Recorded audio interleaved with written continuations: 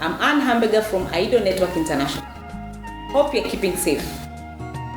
Welcome to AIDO Network International Business and Prosperity Forum 2020, brought to you by AIDO Network International and Raya TV Kenya.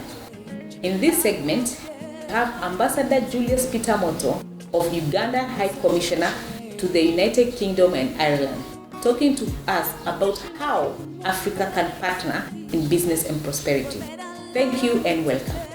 President of AIDO Network International, honorable speakers, invited guests, ladies and gentlemen.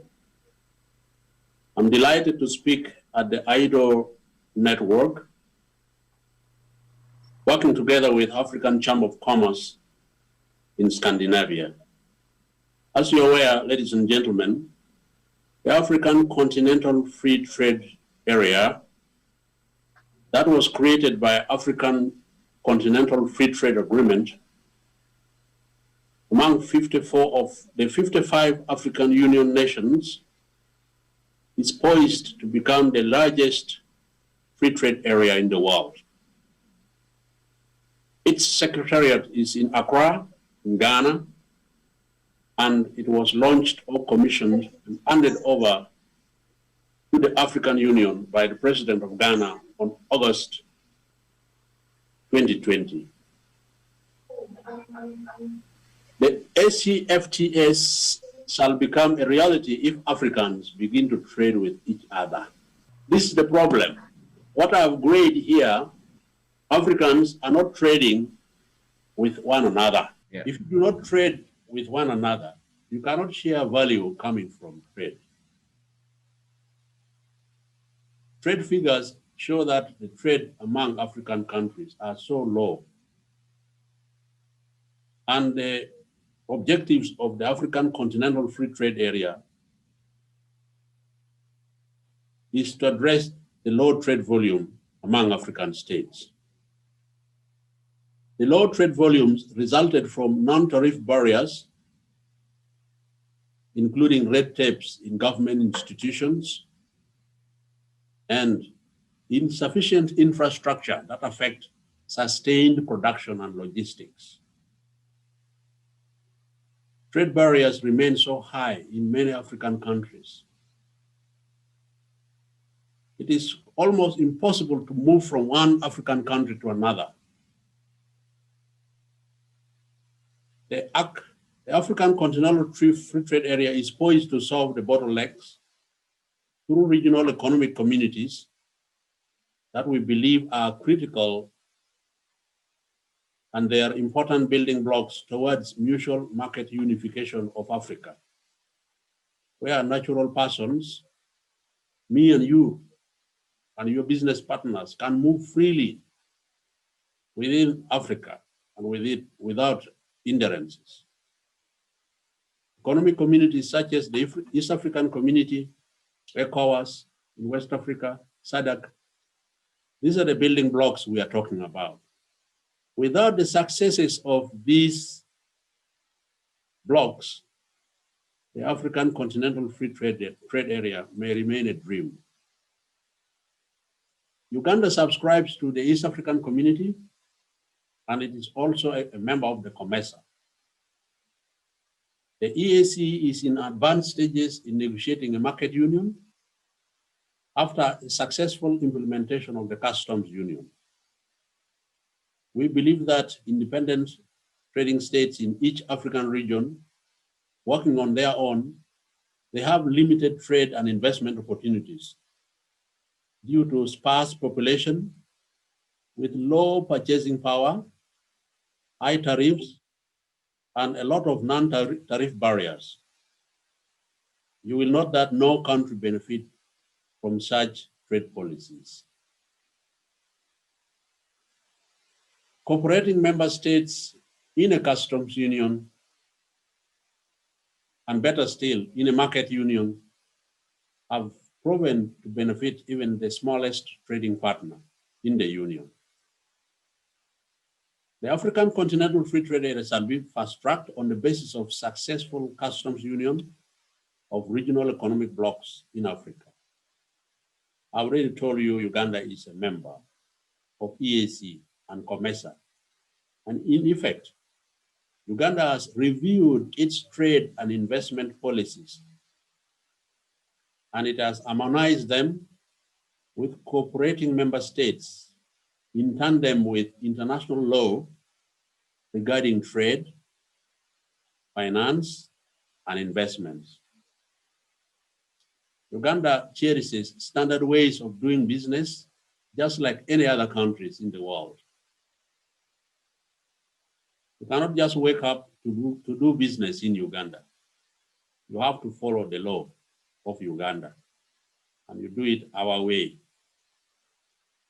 To do business in Uganda, and I believe many African countries, you have to do the following. An investor is required by law to do 8 steps. Number 1, you have to form a company in Uganda. You can do this online via this website I've colored in yellow. This is the official government website that allows you to submit your documents online to reduce the spread of COVID-19. This is number 1. Without a legal status in Uganda, you cannot do business in Uganda. And I believe it is everywhere where you live and work. Can you do business in Germany or in UK or in USA without legal status? You can't. Secondly, you have to apply for a company tax identification number, what is called TIN. You can do this online via this website, which I upgrade, and these are official government websites.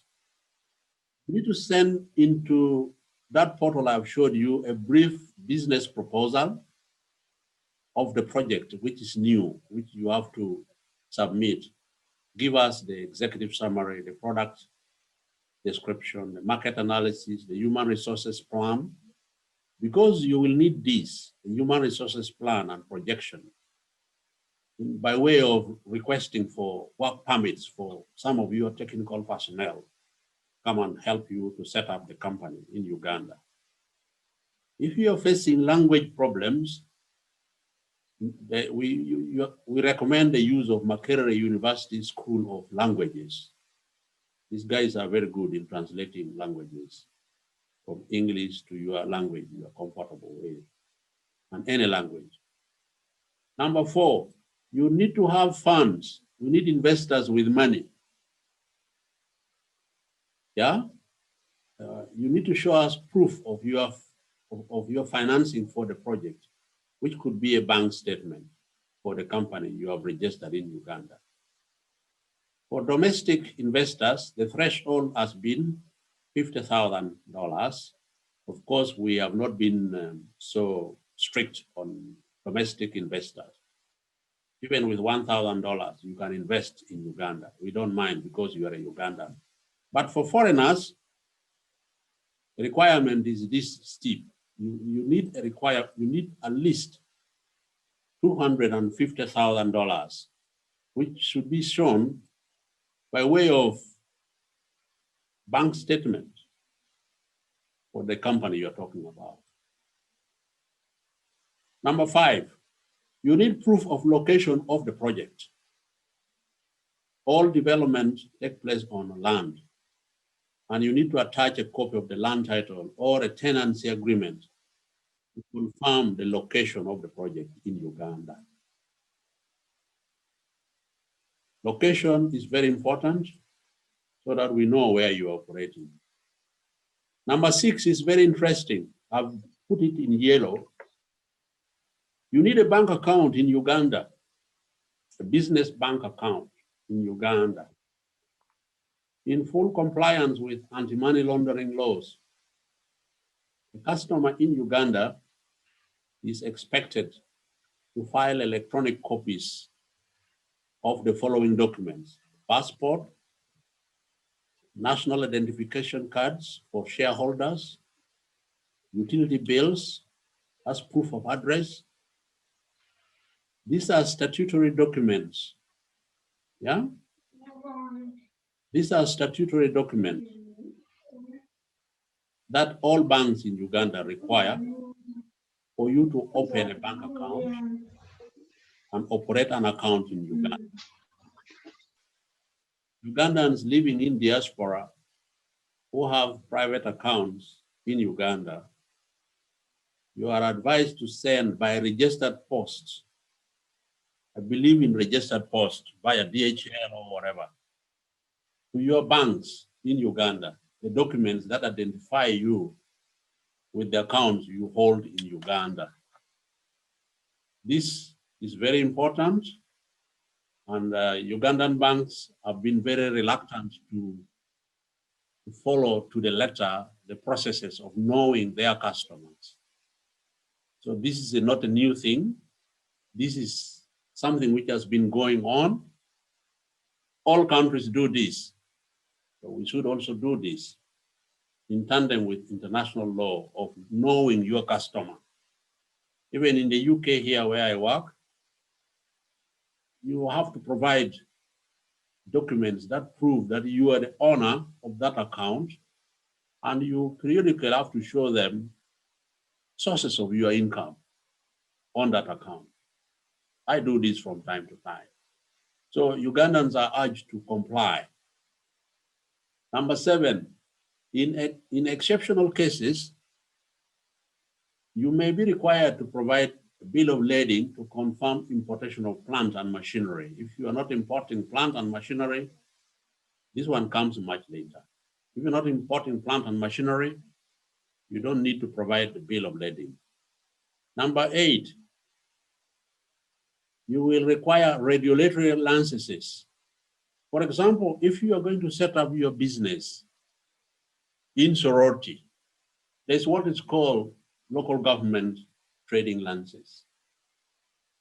These are periodic licenses that local government require you to have.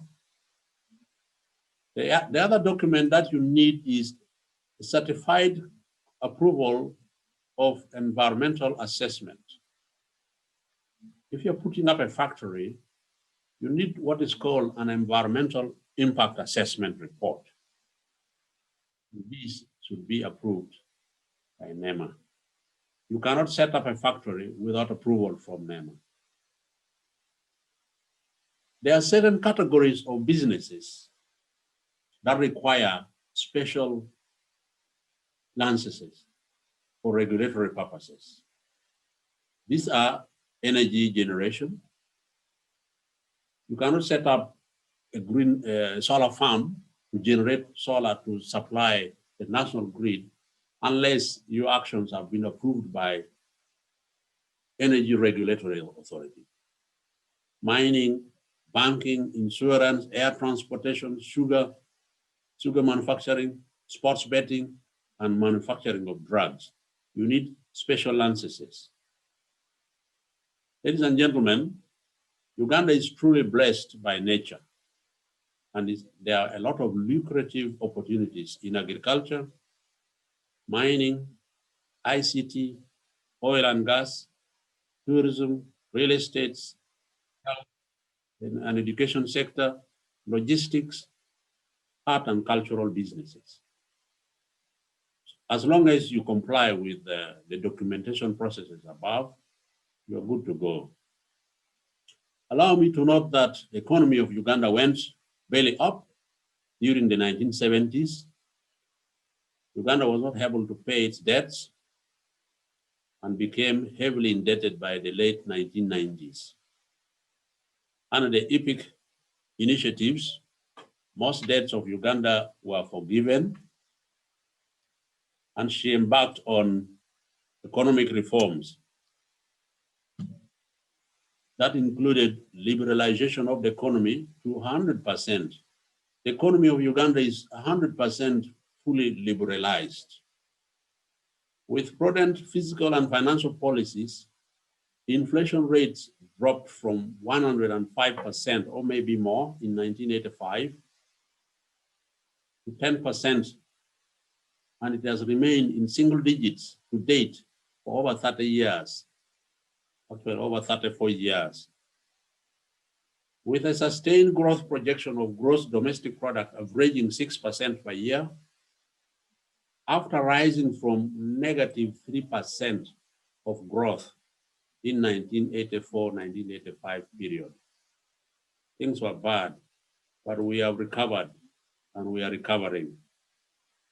At the backdrop of peace and stability that we have enjoyed under the leadership of President Museveni, Uganda urges Ugandans in diaspora to invest in their motherland in order to create jobs for Ugandans and make money and expand the tax base with which we use to develop our country.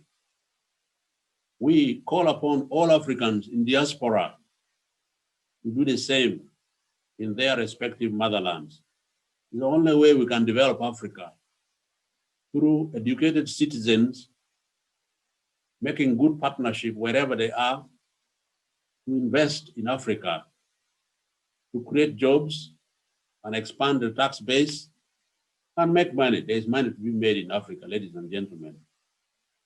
A continent with over 1.2 billion people. These are consumers. They are hungry for your products. And as I said, we should start to trade more with one another than ever before. And that is only when Africa can be described as being ready for business and can partner with any person in the world. We need business partners more than ever before. I thank you for listening to me. God bless you. Thank you, Ambassador Julius Peter Moto, for your advice. Everyone, you have heard that Africa is a big consumer with over 1.2 billion people. Yes, we should partner and trade with one another. Thank you.